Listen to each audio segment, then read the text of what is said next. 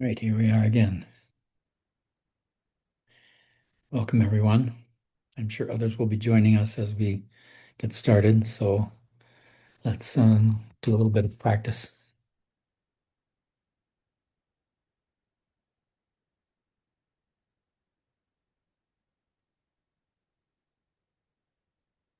Gather your awareness.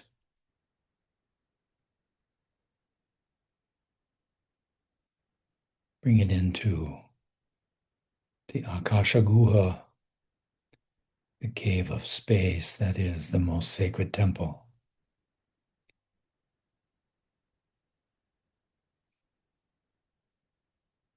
Feel your body space from head to toe.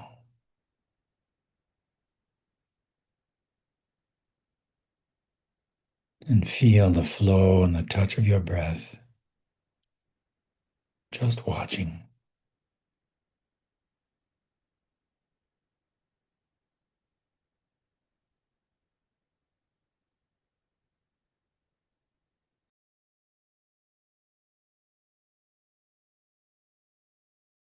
Feel the gentle conversation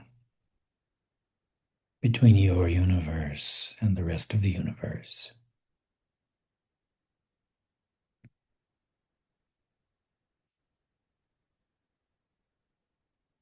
The wonderful sensation of being alive.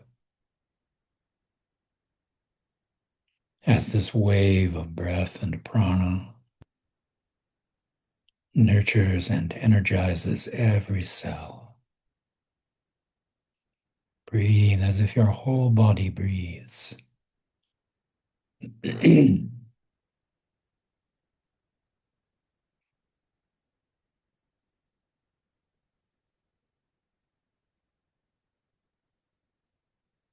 And as you watch, notice how your breath settles by itself.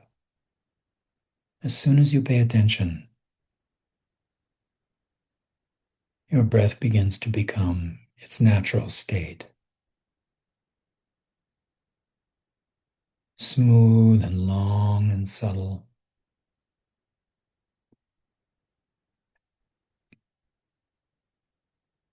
And your body also begins to settle, begins to let go of the accumulated vigilance and stress. As your muscles gently begin to relax, beginning with the top of your head and your forehead, your eyes and eyebrows, your cheeks and the corners of your mouth,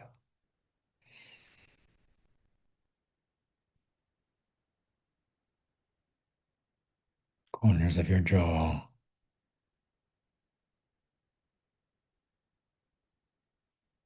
and the muscles in your neck.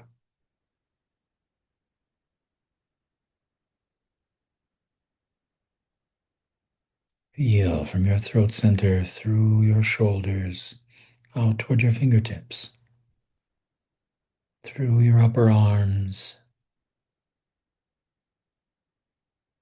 through your forearms, your hands, your fingers, and your fingertips. And let your breath flow free and deep.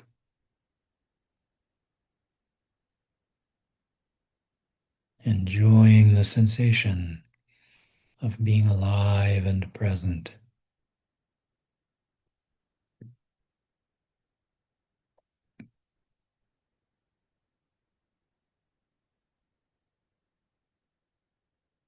Relax your fingertips. Feel back into your fingers.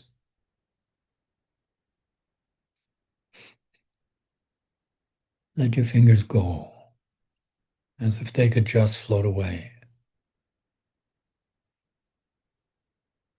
Feel back inside your hands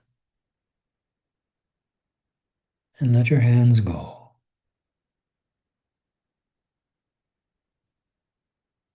And then your forearms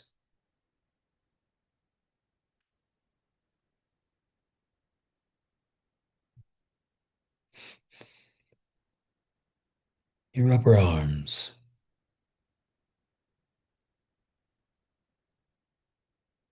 your shoulders.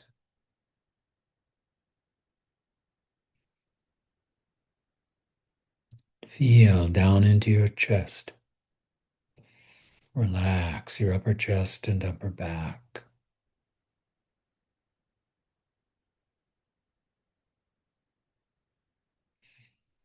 Feel the muscles in your ribs. Relax your rib cage.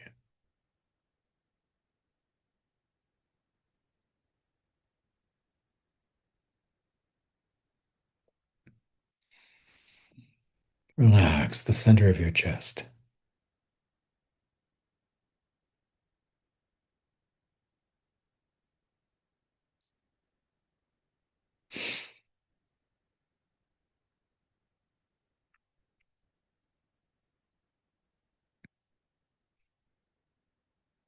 Relax the center of your chest and feel down into your abdomen.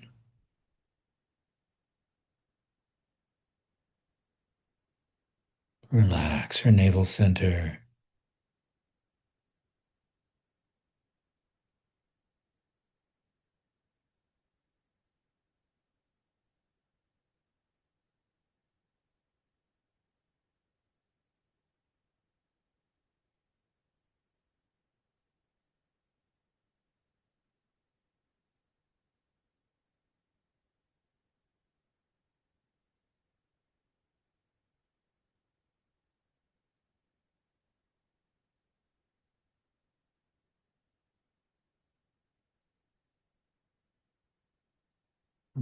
It's your navel center. Your hip joints.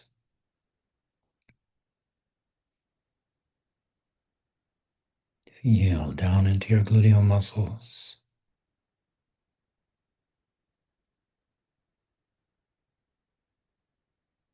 Feel the contact of your sit bones.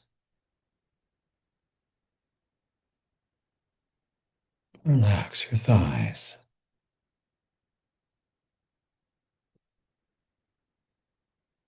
Let go your lower legs and calves.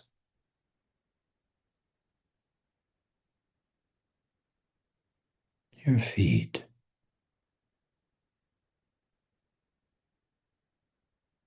And your toes.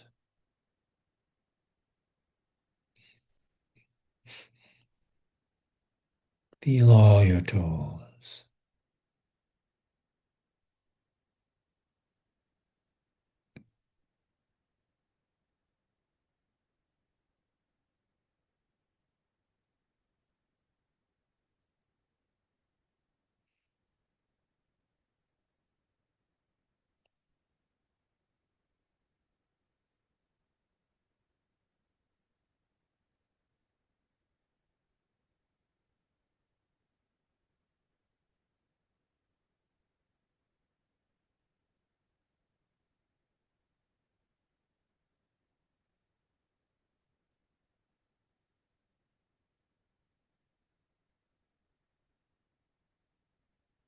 Feel the whole body at peace.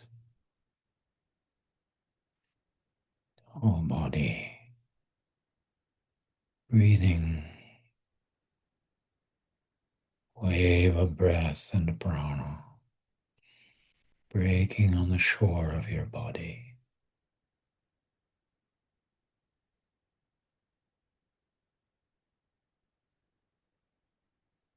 And that inner space open like the night sky. Feel the flow of breath and prana between your navel and your nostrils, and listen for your mantra.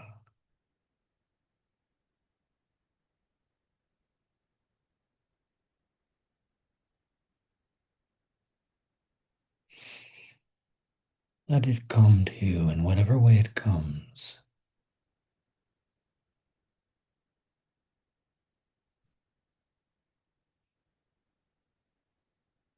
Syllables as a feeling, It's just a vibration in whatever way. Feel the presence of that mantra.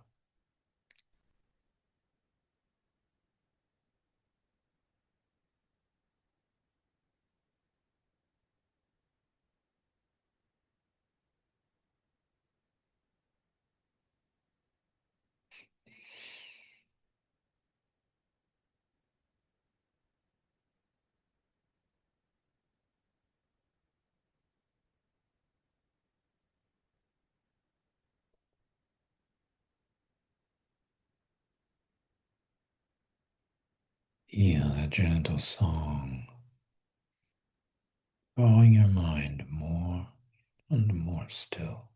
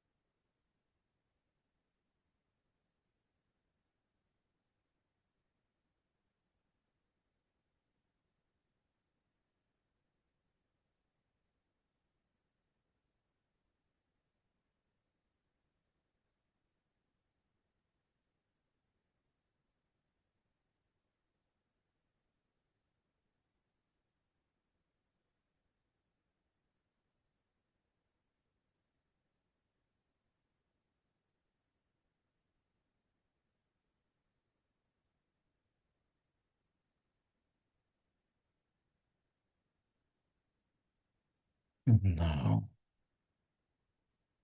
feel that flow along the bridge of your nose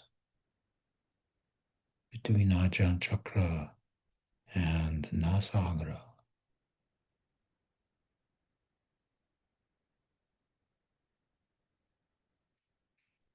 Mantra sound resonating in this upper Sushumna space.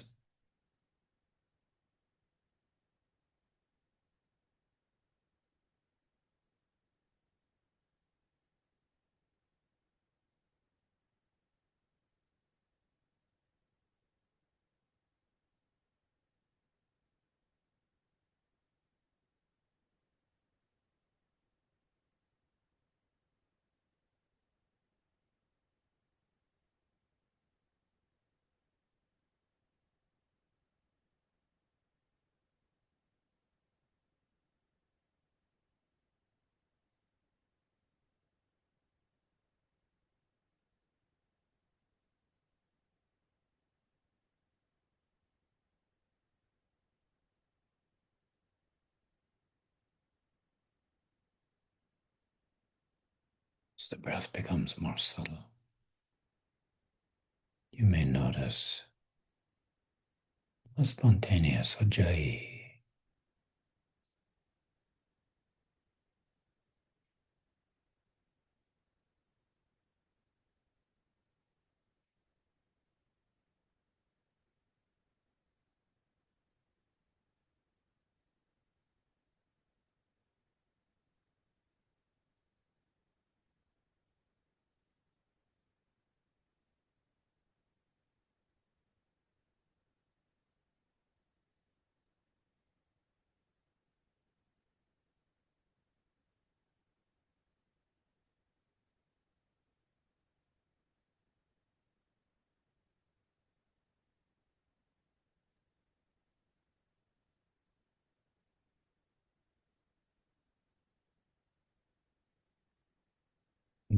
feel that flow through the left-hand channel in the left nostril, the Chandraswara.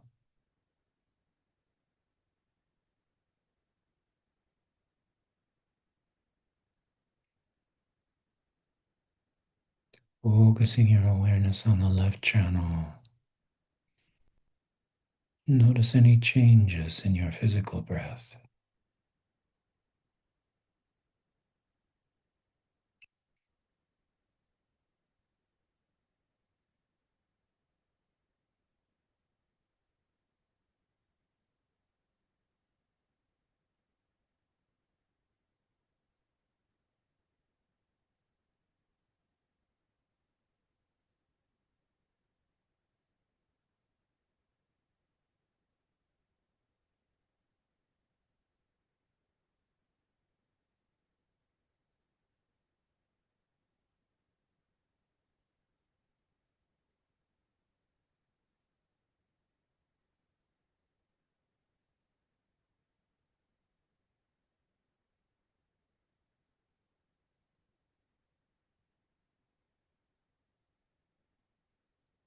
Now feel that flow through the right hand channel in the right nostril, the solar swara.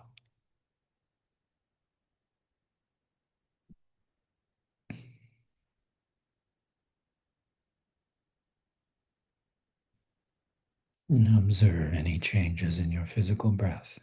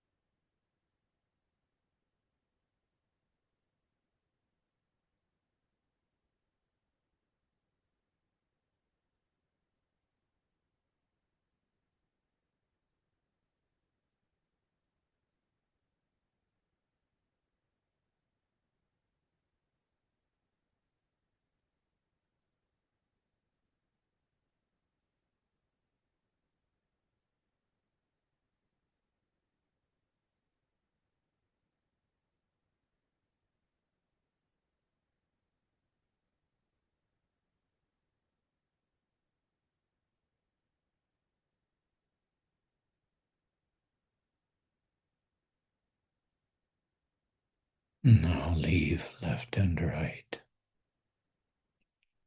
and sink between these two into the Shunya Swara.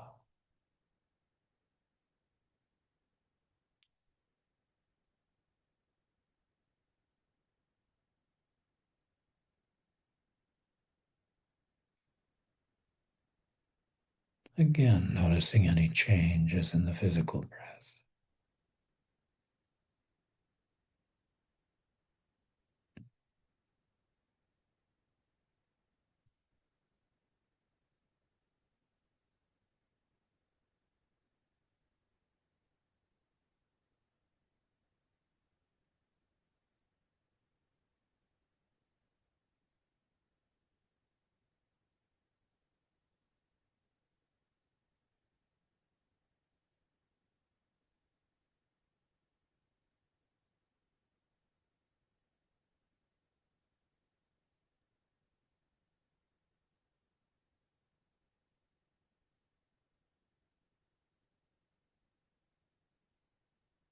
And now, allow your awareness to follow wherever the Shakti leads you, to a chamber of silence, to a chakra along the spine, wherever you feel a call.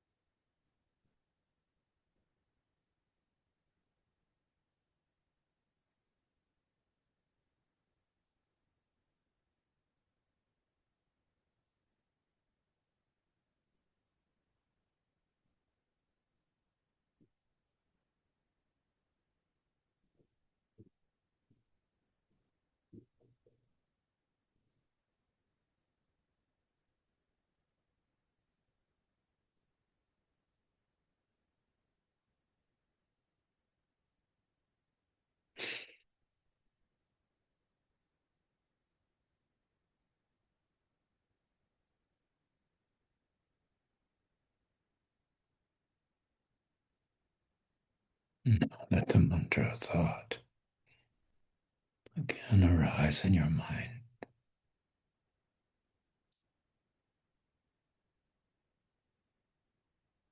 Again, in whatever way it comes.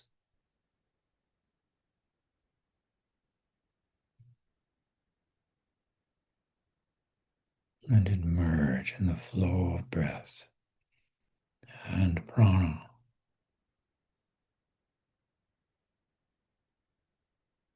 so that the whole inner space becomes full of that sound.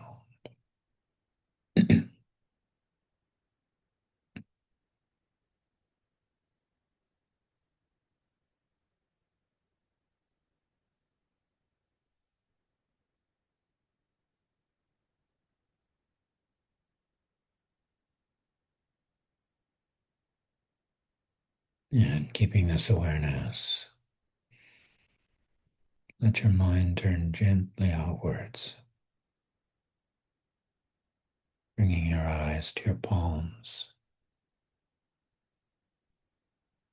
gently opening your eyes and observing the outward motion of the mind and senses.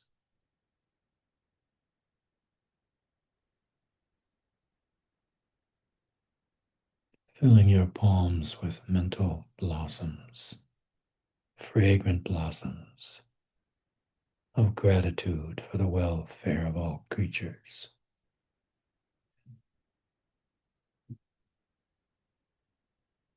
And thanks to the beautiful and benevolent Guru,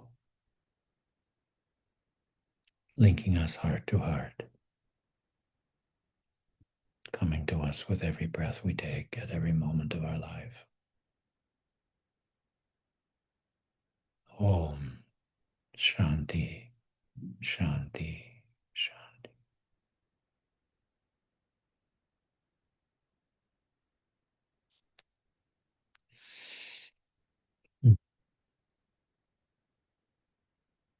Well, there are a few more people.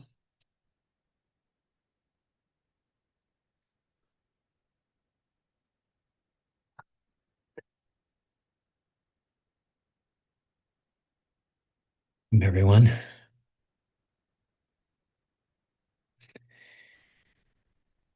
We got through to the end of chapter 4 last week,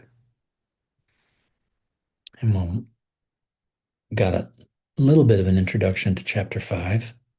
So we'll dive into it this week, the chapter on disciplines. And in that chapter, the practice of shamatha will play an important role. Shamatha is described by many practitioners as a particular technique of meditation. And many people make a distinction between, in the language of the Buddhist tradition, between shamatha, pacifying meditation, and vipassana, open mindfulness meditation. In shamatha, you pacify the mind by maintaining a concentration on a particular object, in our case, a mantra. It can also be a visual object or an image in your mind. And that helps the mind to calm down very quickly and efficiently. And the research bears this out. And a lot of the researchers on meditation and consciousness have also picked up this, what I would call a pseudo distinction in their language, and begin to distinguish between these as if they were different methods of meditation. They're really not. They're different, as Swami Veda used to say, different facets of the same experience. We begin with shamatha because it takes you deeper, faster. If you try to practice vipassana right off the bat, most people end up in a big fight with their mind because it's just too hard to get the mind to sit still. Um, and I think in a lot of Vipassana retreats that are led by relatively novice retreat leaders, the advice is to sort of just sit there through all the discomfort and let yourself be burned by the glaciers quite a bit. Um, and I think I prefer Swami Veda's advice. When you start to get into a fight with your mind, get up and do something different. There's no reason why you have to create a lot of stressful sanskaras for yourself, trying to force your mind to do something it doesn't want to do. In the early verses of chapter 5, um, Shantideva talks about the mind not using a monkey metaphor, but an elephant metaphor, which is kind of funny. Um, a much stronger and can be a much wilder animal. David, you had your hand up here and you have a question or a comment?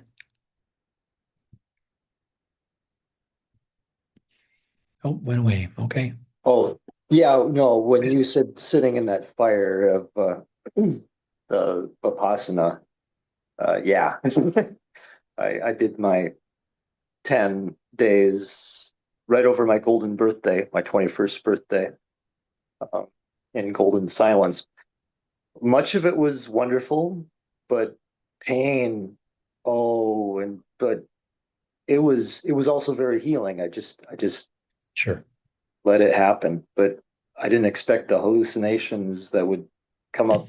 Both torture machines would, or like cartoon torture machines and other strange visions would appear in the room, and just letting it go. It's like it was humorous, but it was just like getting animation of all the metaphysics I had Yeah. studied, and yeah, When and people that have more experience with themselves, then you have a sense of perspective that helps you to sit through that stuff and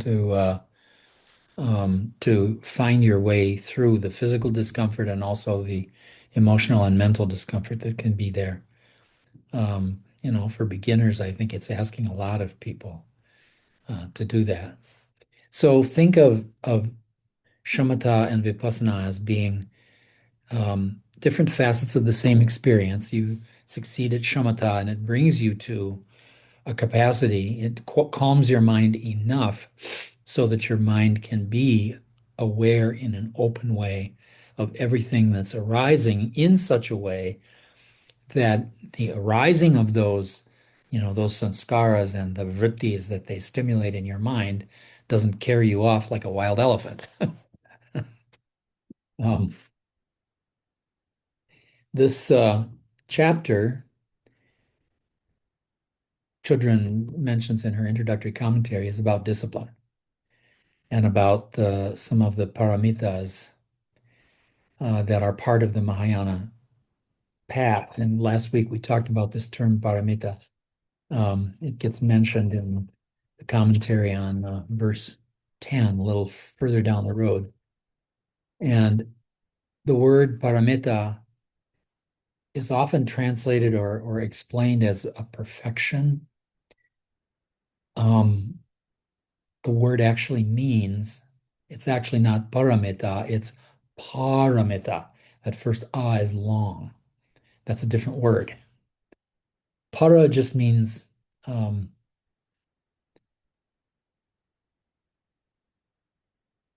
other, but param has a particular meaning in the context of spiritual texts in India. It means the other shore, enlightenment.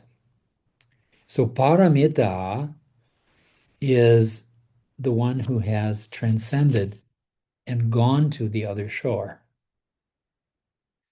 You can think of that as having perfected yourself, but I don't like to use that terminology because it brings up all sorts of associations to people's obsessional thinking and obsessional self-criticism. And for most of us, that's not very helpful. Um, these paramitas that are mentioned are dana, generosity, giving, literally means giving. Shila, conduct, good conduct. Conduct that is informed by ahimsa and compassion. Kshama, patience. Dhairya, which is, she translates here as enthusiasm, but what it actually means is steadfastness and fortitude. So there's a certain sense of stability to it, but it also means the stability of your interest in the practice also. So it's not just enthusiasm, but it also means fortitude. Dhyana, meditation, of course, and prajna, wisdom, which is the same word in both the yoga and the Buddhist tradition. So these are the paramitas. We've heard before about the prajna paramita. There's a whole sutta that is the prajna paramita sutta, um, otherwise known as the Heart Sutra, which is one of the most precious of the Mahayana texts. So the first verse, Shantideva says, those who wish to keep a rule of life must guard their minds in perfect self-possession. Without this guard upon the mind, no discipline can ever be maintained. And this whole chapter really is about the art of staying with a mindful awareness in the present and not allowing yourself to lapse back into living your life on autopilot, living your life by your habits. Second verse, wandering where it will, the elephant of mind will bring us down to pains of deepest hell. No worldly beast, however wild, could bring upon us such calamities. David explained a few of those a moment ago, Um, this elephant of mind is really interesting. I don't know if any of you have ever been around an elephant in the wild. I was in um, South Africa some years ago with Swamiji, and we went on a game safari for a couple of days on the border between South Africa and Botswana. And on one of our first game drives, we went out in the afternoon, and as our car was driving around, all of a sudden we became aware of a bull elephant in the neighborhood. And unfortunately, this bull elephant was not having a good day. And he became aware of our presence and began to chase our Range Rover. And it gave me a lot of respect for what a cantankerous bull elephant can be like. So it's an interesting metaphor. And she's also here in her commentary, Chudran is cautioning us that the word hell here is the Buddhist concept of hell, not so much the Judeo-Christian concept of hell, which has all these connotations of judgment and of irreversibility to it. This hell is just merely a reflection of our painful sanskaras, our kleshas. So this hell is really the experience of our kleshas. It is the suffering that we experience in this life, the suffering that is the actual painful sanskaras, and also the suffering of the pleasant sanskaras that are painful because we fear losing that stuff. So both our pains and our pleasures are kleshas in the mind of a yogi. And that concept, the concept of klishta vrittis, of afflicted vrittis, gets a lot more specific definition, I think, in the yoga tradition. It's talked about in a kind of general way in this text. But we know what kleshas are. Um, so she says, mindfulness tethers the mind to the present. Initially, this takes effort, but this effort is applied with a very light touch. It's like brushing your teeth. You brush, you get distracted, and you naturally come back. No big deal. And so it goes with mindfulness training. Mind is present, mind wanders, mind comes back. No big deal. By gently returning to the present, gradually all our fears will come to nothing. And what that means, our fears all coming to nothing, is that remember that the root of our kleshas is avidya, ignorance. And the root of our fears is the fear of losing our bodily dwelling, abhidivesha. So the way that keeping our mind present gets rid of all our fears is by keeping us present to these fears as they arise, even in small ways from moment to moment, and facing them, facing them by allowing ourselves first to just see them and experience them. You don't chase them, you don't exert a lot of effort to make them go away, but just being present to them is a first experience of facing the fear, of eventually learning to come to the moment of your death with a sense of wonder and adventure rather than a sense of fear and loathing. And this is something that, of course, becomes more relevant to us the older we get and the more experience we have with how you can get hurt in life. Um, so our fears come to nothing, not right away. It takes time, it takes a lot of experience with making that confrontation of our fears. But if you do the work of constantly bringing your mind back, it's not a matter of yelling at your mind or criticizing your mind or beating your mind up. It's just a matter of saying, hey, come back, get over here, like you would with a kid that's kind of wandering off. Verse 4, tigers, lions, elephants, and bears. Oh my. Snakes and every hostile beast, those who guard the prisoners in hell, all ghosts and ghouls of every phantom. Verse 5, by simply binding of this mind alone, all these things are likewise bound. By simple taming of this mind alone, all these things are likewise tamed. For all anxiety and fear, all sufferings in boundless measure, their source and wellspring is the mind itself. Thus, the truthful one has said. The source of our suffering is our bondage. And our bondage is the end result of our previous action. So the sanskaras that come back to us is the remnant of our bondage from our previous experience in the world. And by observing that process, observing how those sanskaras arise moment to moment and impel us emotionally towards action, and then deciding how to act, all of that process is what gradually helps us take the fearful momentum out of those sanskaras. It takes the disturbance out of it. It just becomes a thing. Um, and we don't make it into more than it is. Even if we come upon a tiger or a ghost, she says, we'll stay cool. Maybe. Hopefully. When we're present and awake, emotions have a short lifespan, but when we're unconscious, they can last for years.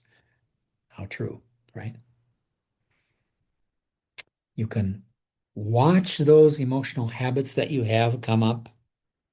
And if you're being mindful and present, you can be aware, oh, there's that thing again.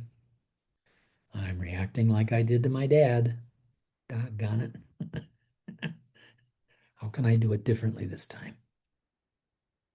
The hellish whips to torture living beings, verse 7. Who has made them, and to what intent? Who has forged this burning iron ground? Whence have all these demon women sprung. Sorry about that. That's a nasty piece of misogyny. Children says here, Shantideva says explicitly that hellish circumstances such as whips and other horrors come only from the hellish state of mind. This view helps us to understand the demon women in verse 7. In traditional teachings on the hell realms, they represent objects of insatiable lust and could easily be called demon men. Well, yeah, they could be, but they weren't. This verse reminds me so much. I had to look it up actually when I was reviewing this chapter. Um, Many of you are familiar with Rabindranath Tagore's famous poem Gitanjali.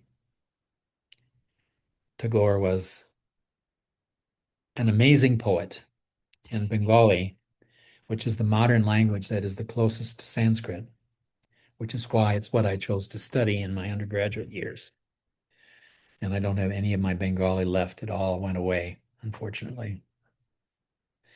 But part of the reason that I decided to study Bengali was Tagore. Um, he was the headmaster of a school called Shantiniketan, the Abode of Peace in Bengal, which is where Swami Rama went to high school. Swami Rama spent some time there and that's where he learned to paint.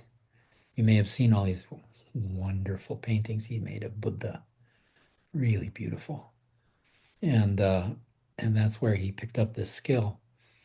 Gitanjali is a sequence of prose poems that Tagore wrote in the first couple decades of the 20th century.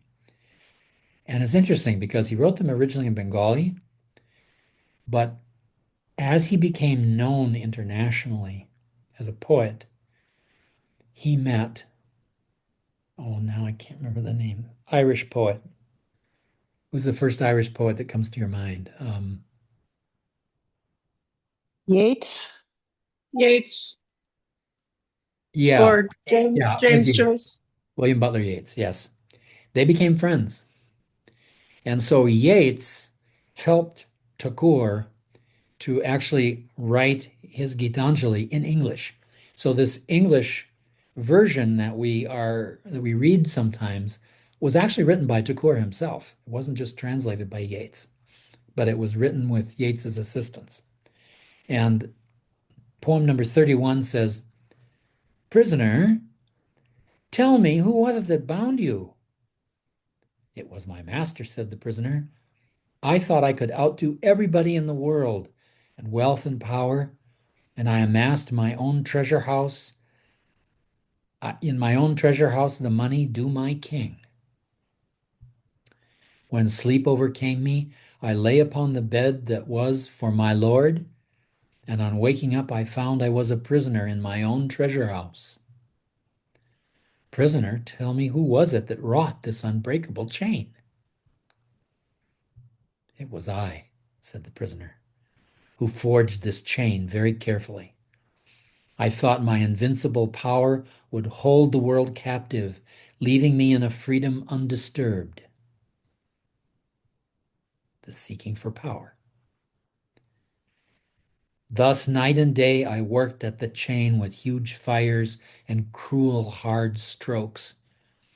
When at last the work was done and the links were complete and unbreakable, I found that it held me in its grip."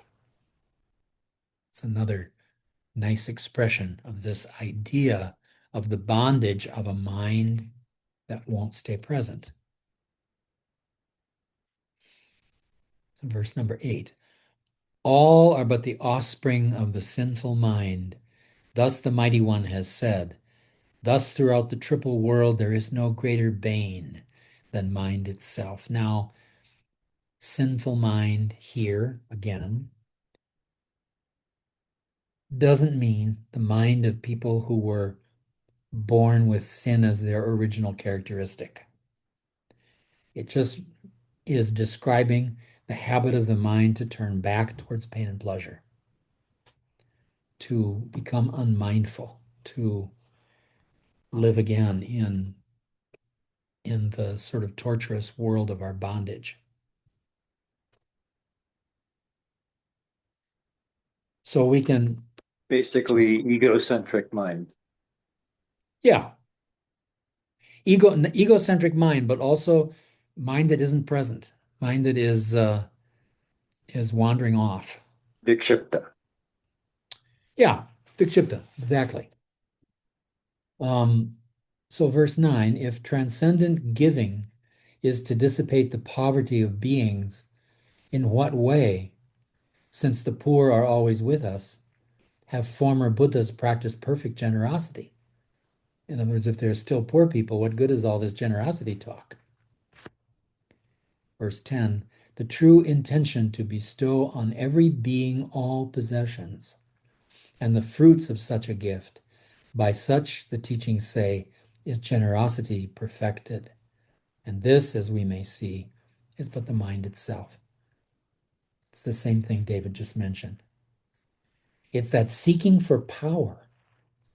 It's that accumulation of objects of our pleasure, trying to maximize our pleasure in life by controlling stuff and controlling other people. That's the egocentric mind. That's, I can do this. I can make this chain and it will make me so powerful. And what you make is a whole lot of powerful bondage. And of course, I mean, the renunciates who are free of all of this, it's not a problem, you know? Nisargadatta Maharaj in Mumbai sitting there at the side of the road selling biddies, making a few rupees a day, had nothing. He was one of the great masters of Vedanta. Totally poor. Didn't bother him a bit. I was, He eventually had a tobacco shop he may and have, upstairs where he taught yeah. upstairs above. So I was listening to some of the news reports about this whole silly obsession with Greenland.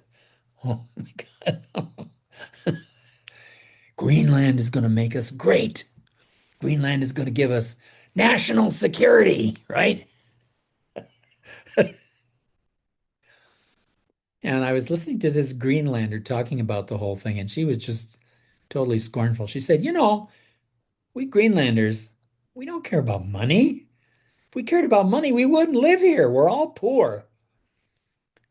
You you can't give us enough money to buy this place, and we don't want your money. So they just totally scoff at the idea of the US paying anything for Greenland. We already have the run of the place. We used to have 17 military bases there. Now we have only one. But they said you're perfectly welcome to have 17 again if you want. But that's not good enough for our government. And, to all of our detriment, they're willing to forego our whole alliance with the countries of Europe, which will be the price of this if he really seriously goes forward with it. He's going to start a war with Europe if he follows through on this desire for Greenland. France and Germany have already moved troops to Greenland, and they will continue to do so. There's going to be a big confrontation about this at Davos in the next few days, which corresponds, as I hear from a lot of the astrologers on YouTube, corresponds with a conjunction of planets that basically says something's going to blow up. Nobody knows what it could be, but this thing is kind of getting to a head, and I'm hoping that the Europeans keep their just steady, solid presence about this whole thing as they have up to this point, um, so that we can, eventually be free of this madness. So it's that desire to sort of use power and control to make us safe and to use which engages our ego so strongly in doing that because our self-identification makes it my power and my security and creates a sense of difference between me and you. And the whole notion of bodhicitta is about breaking down that distinction, is about understanding ourselves as being the same as all the other creatures in the universe. So, verse 11, where indeed could beings, fishes, and the rest be placed to shield them totally from suffering? Deciding to refrain from harming them is said to be perfection of morality. So here we come to the second of the paramitas. The last verse talked about generosity. This one talks about conduct, shila. The rules of conduct in Buddhism are called shila. Um, and,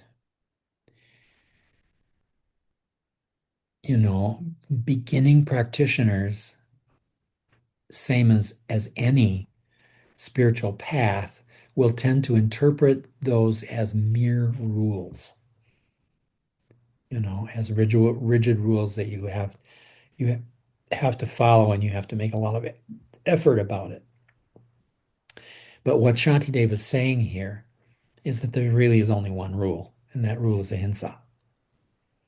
Same thing Patanjali says. Ahimsa, the first item in the first list of the first yama of yoga. Perfect ahimsa, enlightenment.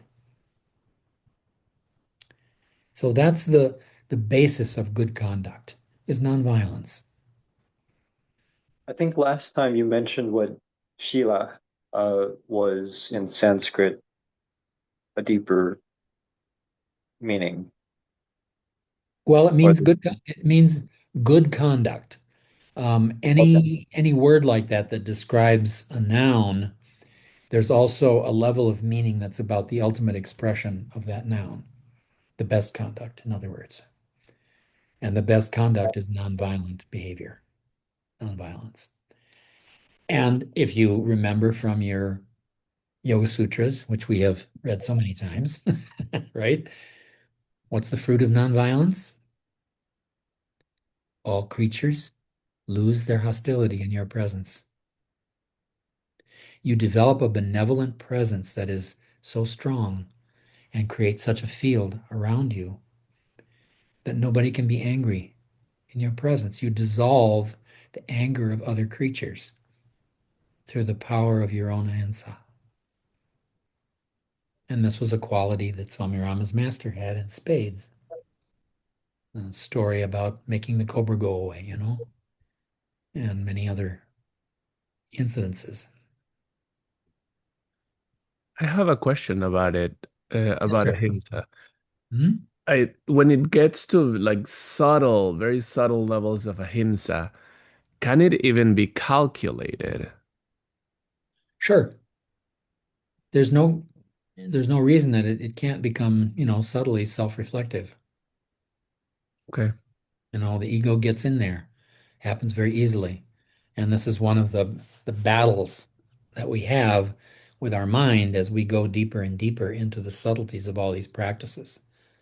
It may seem to people this one of the things that happens a lot when I'm teaching Indian folks. For example, if we talk about how to deal with sexual feelings in yoga, they'll just say, "Oh, do brahmacharya." They just say the word as if that rule solves the problem, And we all know how tricky that can be sometimes. And it really takes being present to your own emotions and your own feelings about other people moment to moment in order to be able to spot it when it's coming up before it becomes so big that it becomes a problem. So before it reaches a point where it sort of falls over into your behavior in a way that's out of your control and causes some kind of trouble. Um, and, same with ahimsa.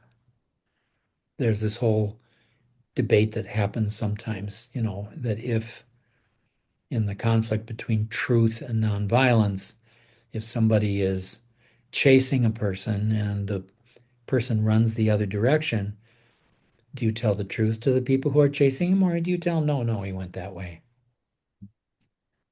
You lie because that is the nonviolent thing to do. Um, and so we get into all kinds of those fine shades of the practice of nonviolence, and it always comes back to what is the greatest, what action creates the greatest benevolence in that situation, even at the expense of your own ego. You know, Dietrich Bonhoeffer is walking to the gallows whistling a merry tune. The consequence for his behavior in his life is death. But he knows he's dying for the right reason, and his death means something. So he's happy. You know, he can pour himself into that fire as with a sense of wonder and a sense of adventure. So that's the importance of keeping that sense of presence. And in these, situations where it's hard sometimes to know where the most benevolent path is. I mean, this is in, for example, in the psychiatric profession, psychology, psychiatry, psychiatric social work, and family therapy and whatnot, we spend a lot of time talking about ethics. And the students that I had always come to their class in ethics as if ethics is about a set of rules that tell them how not to get in trouble. And that's not what it is at all. Those are called rules of conduct. They're laws, and they're pretty straightforward and black and white, really. Um, ethics is for what you, ethics is a process of thinking about a situation when the rules of conduct don't give you a clear answer. And so you have to sit down and think about the upside and the downside of various courses of behavior and arrive at something that is the most benevolent. And sometimes the most benevolent thing may even contravene the law. There are a lot of professors of ethics and psychology that would say, no, that's not possible. You always have to bend to the law. I don't agree. And the place that this comes up most often is with patients who are on the edge of death and who decide that they want to terminate their life. We're still, as a society, struggling with this idea of whether people should be able to have that choice. And I think there are lots of situations where they really should. Although what's interesting is I came into the profession with that frame of mind, but in actual practice, I always called the cops on people. I always intervened to save their life. And nobody ever got mad at me for doing that. I was never in a situation where it seemed like a voluntary suicide was the more benevolent course of action. I think those situations are fairly rare. They certainly have been in my experience. And I end up being the biggest intervener of all, to the point where some of my colleagues, as soon as their clients turn suicidal, they send them to me. um, because I was not unwilling to deal with people who are suicidal. Made for some sticky situations for sure. But now I look back on that process of having to think through those things all the time, and I'm grateful for it. It gave me a sense of taste about that particular issue. And so what we're really talking about in this part of thinking about conduct is how you maintain a sense of ethics that helps you to see what the most benevolent thing is. And sometimes the situation is so complicated or your involvement is so intense in the situation that it really is hard to see what the most benevolent thing is, which is a great reason for having some other people around you who can help to clarify your vision. I have one friend, for example, who was the clinical director of a clinic where I did my part of my internship. And Gary is an interesting guy. From a legal perspective, he has a bachelor's degree in psychology, even though he was a doctoral student in the best clinical psychology program in the United States at University of Minnesota. He left that doctoral program to become the executive director of this clinic, and he was so busy he never had time to finish his degree. But he was such an important person in the network of therapy stuff in Minnesota that the Board of Psychology proactively granted him a license anyway.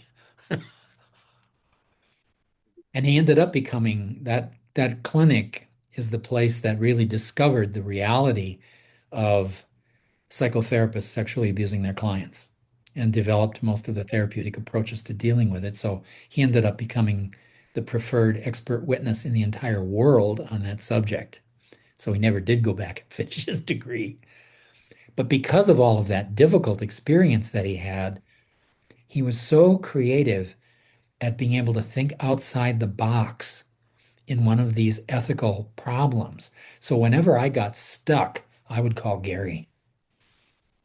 And inevitably, something would happen in our conversation that showed us both what made more sense. And in a couple of circumstances, it was different from what the law would have said.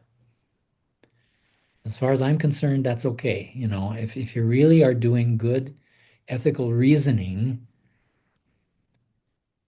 then sometimes you probably will have to contravene the law. And there may be consequences for it, and you have to be willing to take those. Um,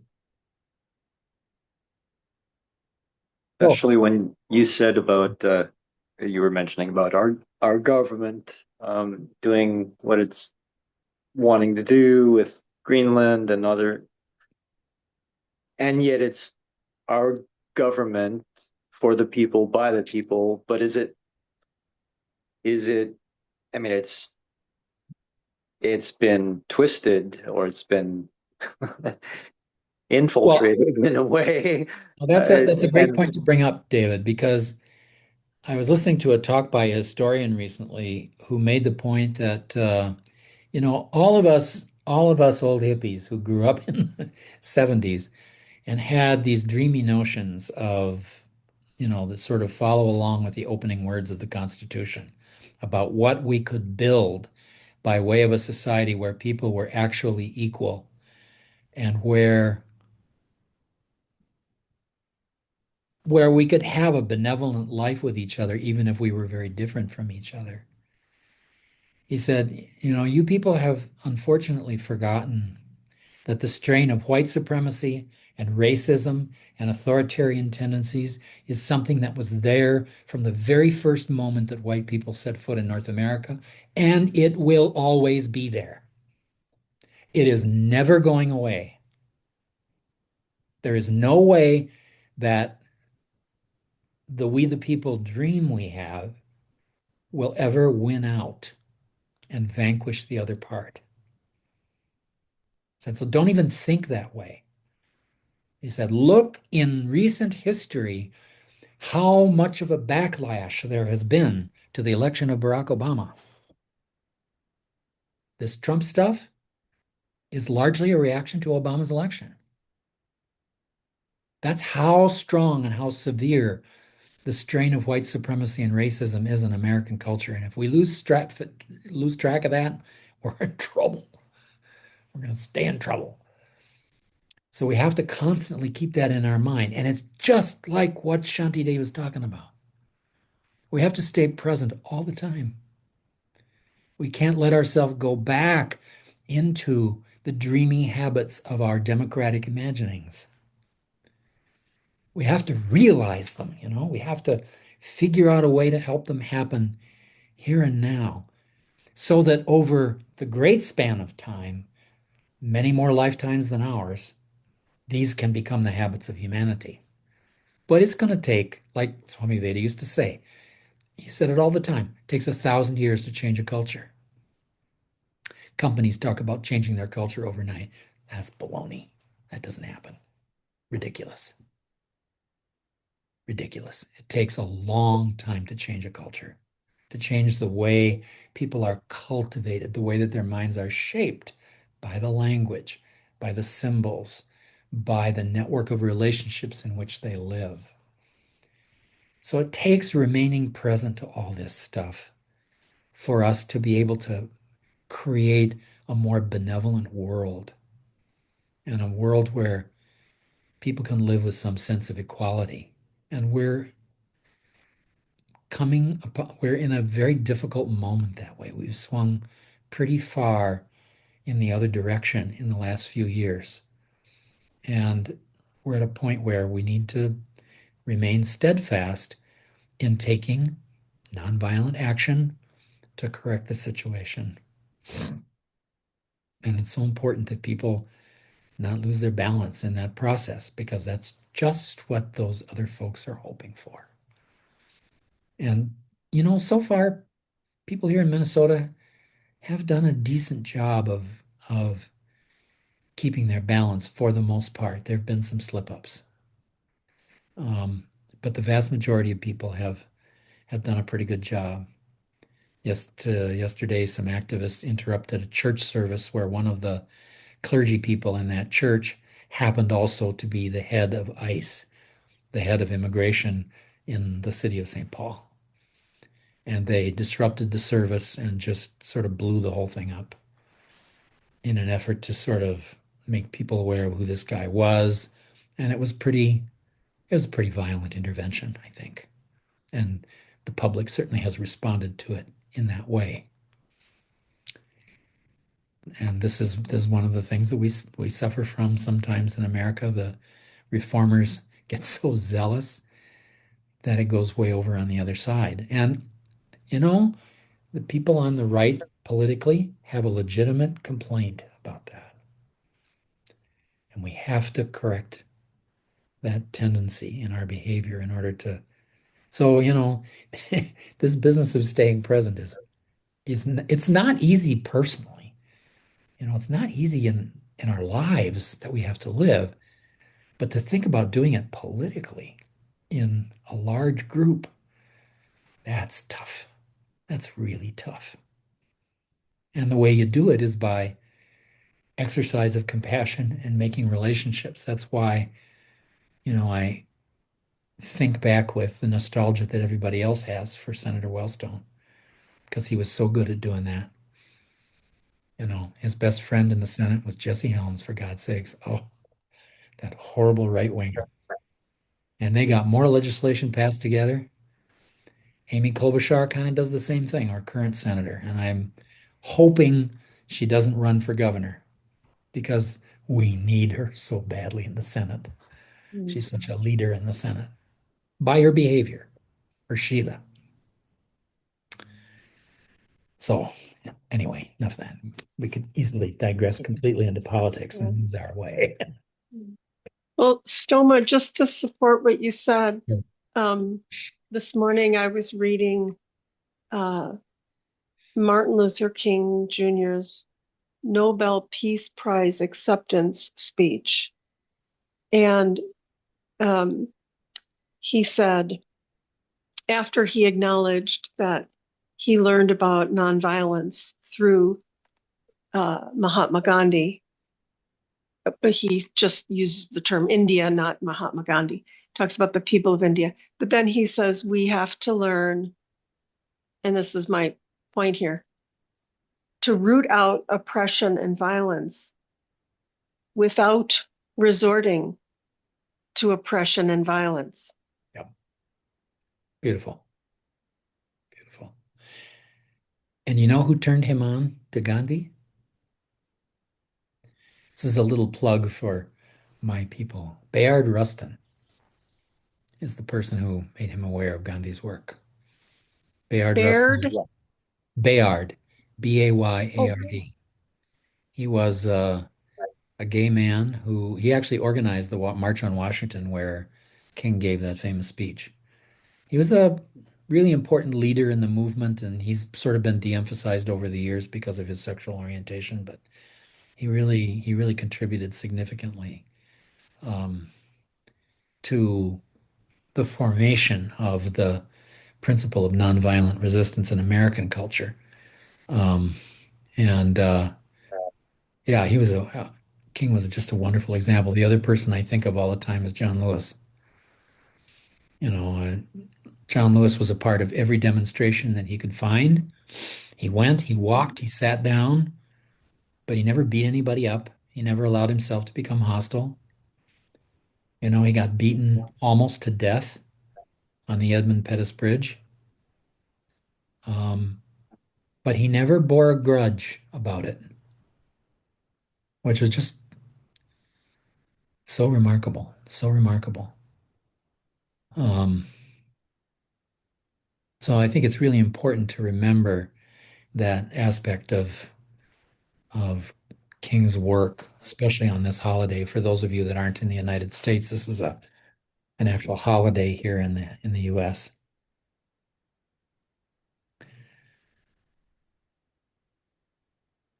So we've talked about Sheila. In verse 12, Shantideva goes on, the hostile multitudes are as vast as space. Kind of what we were just talking about. These tendencies we have to go off into our habitual life are so numerous and strong. What chance is there that all should be subdued? Let but this angry mind be overthrown, and every foe is then and there destroyed. In other words, Arjuna looks out over that whole battlefield, and Krishna's telling him, kill them all. And part of what Krishna's thinking at first is, oh my God, how can I do that? And then he starts to fall back on, oh my God, that's my family. The rules of conduct say I can't kill my family members. But Krishna says to him eventually, a couple chapters down, he says, listen, those people are already dead. You just need to finish my work. Do it. And it's a real teaching about, but the point is at first Arjuna sees this vast multitude of people and he's freaked out by it. As we get freaked out all the time by looking at the enormity of what we're trying to do in the process of becoming enlightened, or even the process of becoming a bodhisattva. But Shantideva reminds us it's just a matter of training your mind, because your mind is the thing through which all of the rest of this is experienced. So train your own mind, and everything is taken care of. Verse 13, he says, to cover all the earth with sheets of hide, where could such amounts of skin be found? But simply wrap some leather around your feet, and it's as if the whole earth had been covered. I just had a chuckle when I saw this, because Vyasa uses exactly the same metaphor in Sutra 16 of chapter 2 when he's talking about dealing with the kleshas. He says, interpose a sandal between the thorn and your foot, and it's as if the whole earth is covered with leather. So this metaphor probably was something that was common throughout spiritual teaching in all traditions back then, because it crops up in a number of different places. I don't suppose everybody had shoes Well, right, in the warmer climes. right. Well, even Yeah. today in India, not everybody has shoes. Um, Children says So our problems can't be solved by eliminating each and every outer cause. Nevertheless, people everywhere take this approach. It's the world's fault. It's those Democrats. It's those Republicans. It's those damn Danes. It's those Europeans. It's Trump, right? Yeah. If we just got rid of Trump, all our problems would be gone. Right. Trump is just a symbol for us. So we better deal with it.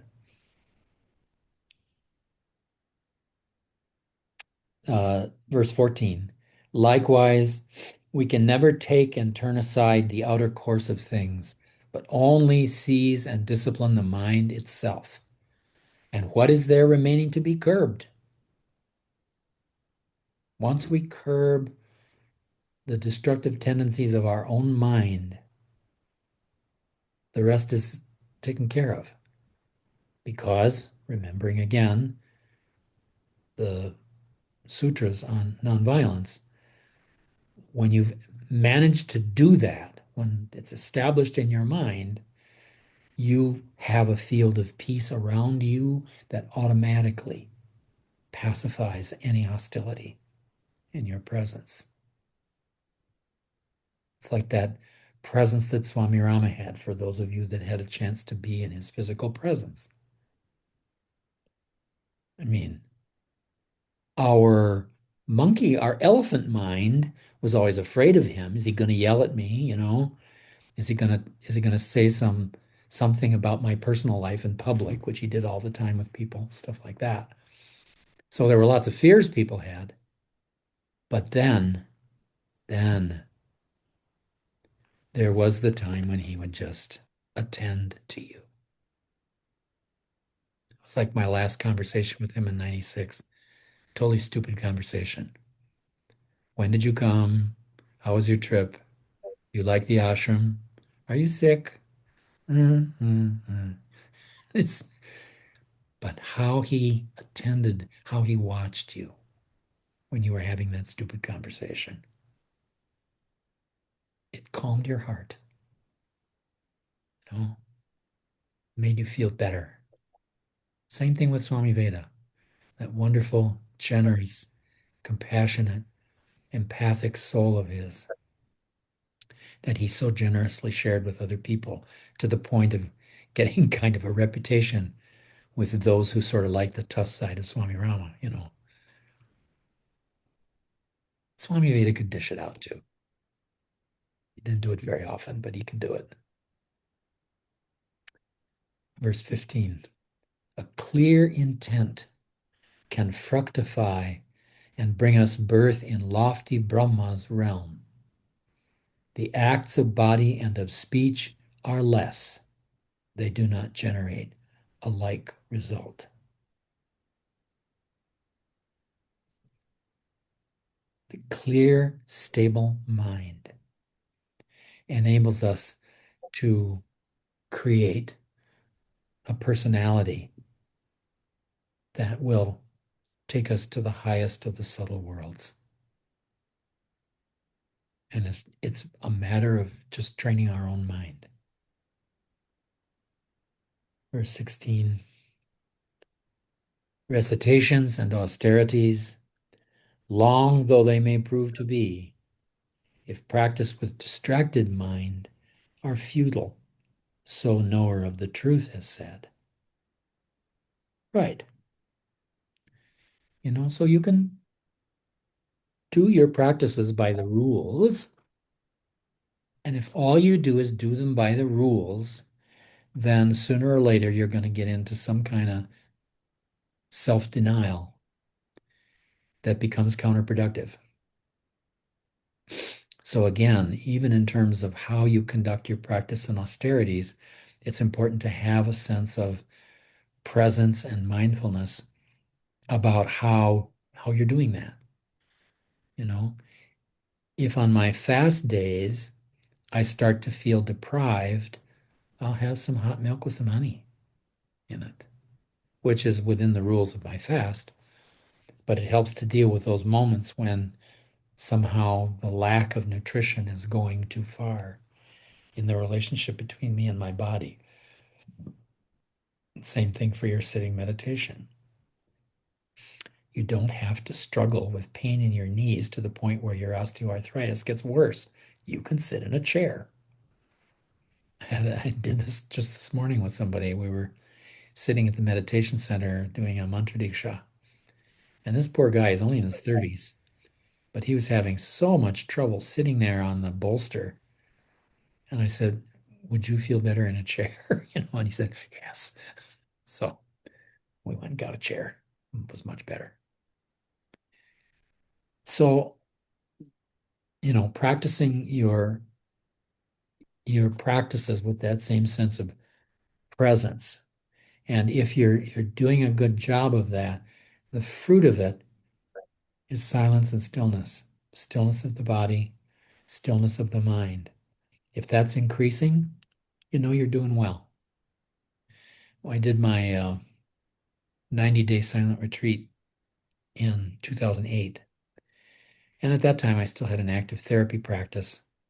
So I needed to make sure that clients could get a hold of me if they really needed to. So I negotiated with Swami Veda for the ability to come back from Sadhana Mandir to Sadhakram once a week to check my email. So I'd, trudge those 2 kilometers over there and sit there and do my email silently. And, people left me alone. It was fine. And then I'd go back to Sadhana Mandir, and my mind was so disturbed. It was just phenomenal to me how much these little messages got to me. And it would take me an entire day back at Sadhana Mandir to come back down from all of that. It was a real lesson to me in how disturbed my mind could get. And it was also a lesson in how beautiful a retreat into silence is, how restful, how joyful and full of wonder it can be. So hopefully in conducting our practices, those are the things that we're going to feel. Did you find yourself when you got back to the retreat, like composing emails in your mind and then just trying to bring yourself back from things like that? Or Not generally, no. It was just a matter of feeling unsettled, feeling, sort of antsy. At the same time, my mother was coming very close to leaving her body. She actually left her body during that retreat. And I was trying to keep tuned into her. And I do think I felt the day that she actually left. Um, so it was really something. And when that retreat ended, at the end of those 90 days, each one of us had slightly different end dates for the practice. And there were a number of people who finished before I did. And each time they left, it was like somebody died. There was so much grief because they left this heaven that we shared. It's very interesting to see that. And I think that's one of the reasons that it can be a very powerful thing to do an intensive practice like that as a group. There are different benefits for doing it individually and as a group.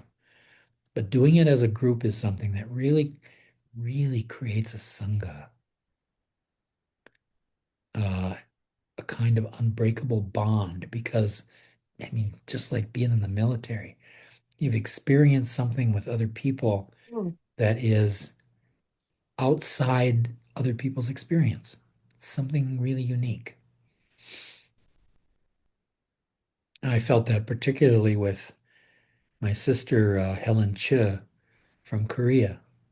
Helen and I, we used to get up in the morning. We'd get up in the morning and go to the fire pit about 5:30 after we did some meditation in the meditation hall. And Helen and I were always the first ones there. We were the ones who sort of looked after the fire and got it going every morning. And that just got to be such a routine for weeks and weeks and weeks.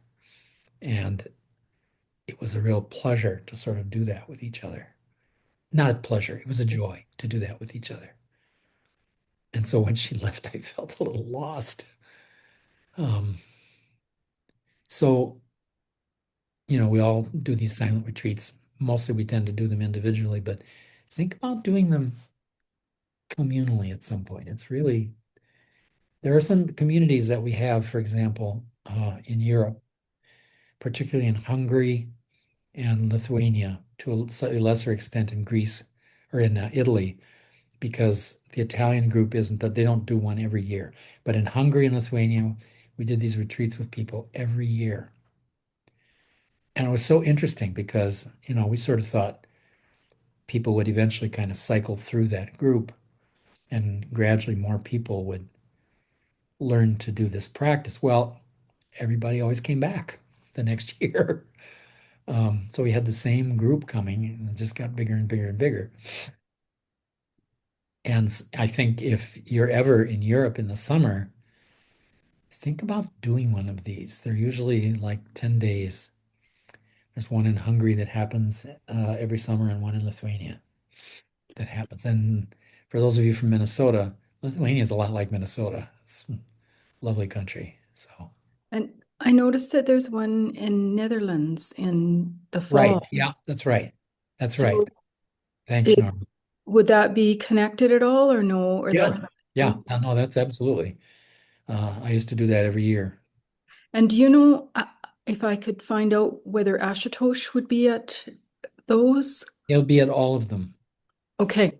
Goes to all the retreats. Yeah, he was in India the whole time that I was in India teaching the whole time, and These days, he's come he's he's come to Canada, but not for a long time. So we used to go to India twice a year, 6 weeks in the spring, 6 weeks in the fall, to do teacher training retreats. Now he's going just once a year, and I think probably if I pick up international travel again, I'm probably going to make one international trip a year, and I'll sort of rotate them around. Um, we'll see how that goes. I'm going to do an experiment later in this year to see if I can travel easily internationally. Um, I'm a little reluctant because if it's successful, everybody's going to be after me. So, yeah, oh, yeah. we're sort of at So the end of. Stoma, you would know the details then with that one in Netherlands, because I just have a few questions if I am able to do that. Yeah, if you just email me, I'll put you in touch with the people in the Netherlands. Thank you. Yeah. Yeah, that's good. The Okay. we've had people coming through those retreats from other countries, especially in Lithuania, and it's been lovely because people from different countries then get to know each other. I think Stoma, there was a question in the chat that Sujata posed oh, earlier. I didn't put the chat up at all. I'll have to take a look.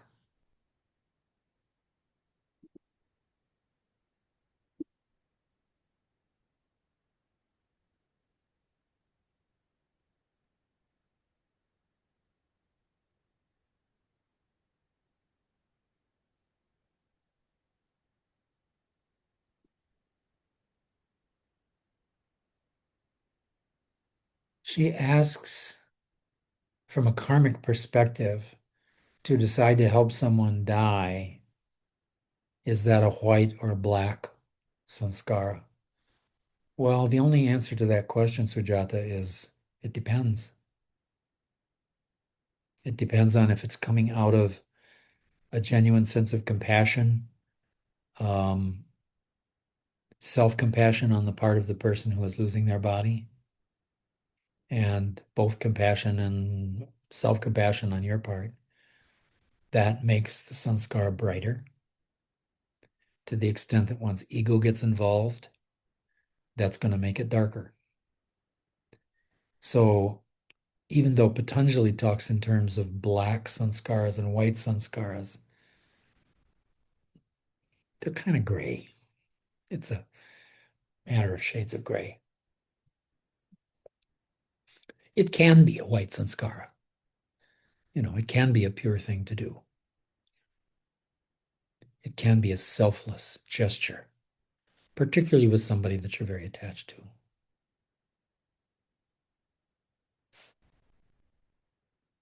So I hope that answers the question. Thank you for alerting me to that. And thank you, David, for your kind attention to the chat function. So we're at our time for tonight. So let's just So we left off at 5:17. We're Yes. about to do that. Okay. so that's where we'll Okay. pick up next week. So just come back to presence. Or go deeper. Let's say go deeper into presence.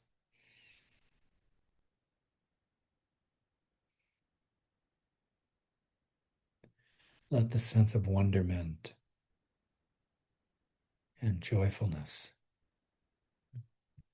fill that inner space for the next 2 minutes.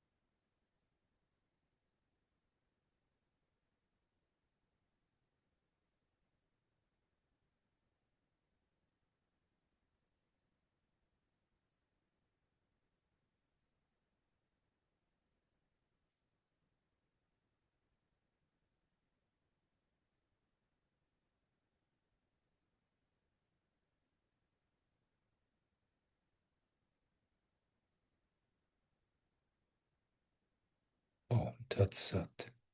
Brahmarpanamastu. Om Shanti, Shanti, Shanti.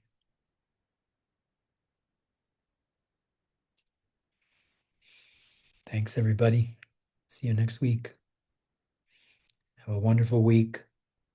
Don't let us Americans freak you out. We're doing our best. Thank you. Sumanti. Thank Thank you. you, Stoma. Yes, Stoma. Thank you.